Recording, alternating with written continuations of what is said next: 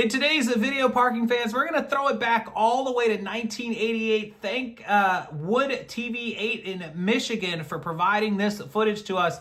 Even back then, some 36 years ago, people were trying to cheat the handicap and emergency lane parking laws. You're going to see that all those years later, it's still the same and nothing has changed. Let's jump into it.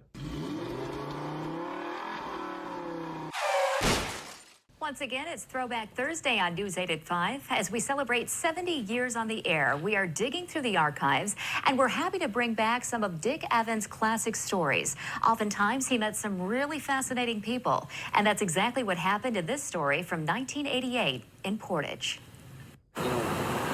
Nothing gets the blood pressure churning any more than to watch a car pull into the handicap parking only area.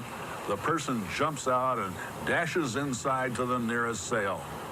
Sure, you may have to walk a few extra steps, but in case of a fire trucks need all the space they can get in front of the store.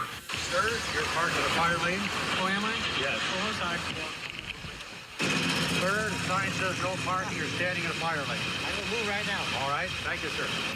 People rarely argue with Bob Anderson, one of 3 citizen volunteers in Portage who spend hours for no pay just getting a much-needed job done. People with handicap designations often forget those permits expire, just like license tags. They have to be renewed. The public reaction... And I'm glad that you're doing something about it. Well, thank you, ma'am. Yeah, a young couple that took the last handicap parking place, and I was right behind them. I said, "You got no business there," and they stuck their tongue out at me. So that's what they think of me. Here's a car with a handicap designation, getting a ticket anyway. Well, because they were parked in the fire lane. And there's the handicapped people can't park in fire lanes any more than anyone else. They have to obey the rules, too.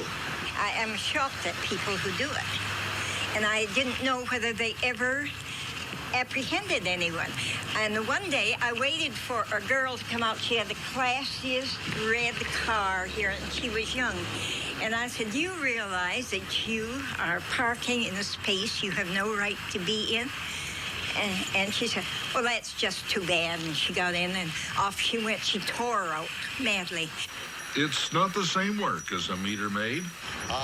Generally, we get applause. People are cheering us, thumbs up, tooting their horns, waving. The public is delighted to see that these violators, people that don't have any consideration, take up a space that's intended for the people that really need it. And in court, Bob always wins. I'm Dick Evans on the Michigan Road. Wow, what a throwback to the 1980s. That was filmed 2 days after Christmas, 1988 in Michigan. Look at those cars. Look at those times. Look at those clothes. Look at those people. What a time to be alive. I was only 3 years old at the point that this video was filmed. But with that said, nothing's changed, right? Handicapped people in that video parking in the fire lane getting a ticket because they think they're handicapped. It's okay to park up front. Don't they realize that's why there's dedicated handicap disabled spots? I don't understand the thinking. If you're disabled, that's fine. Use the disabled spots. Why would you think that that means park up front? I don't know. It apparently never changes.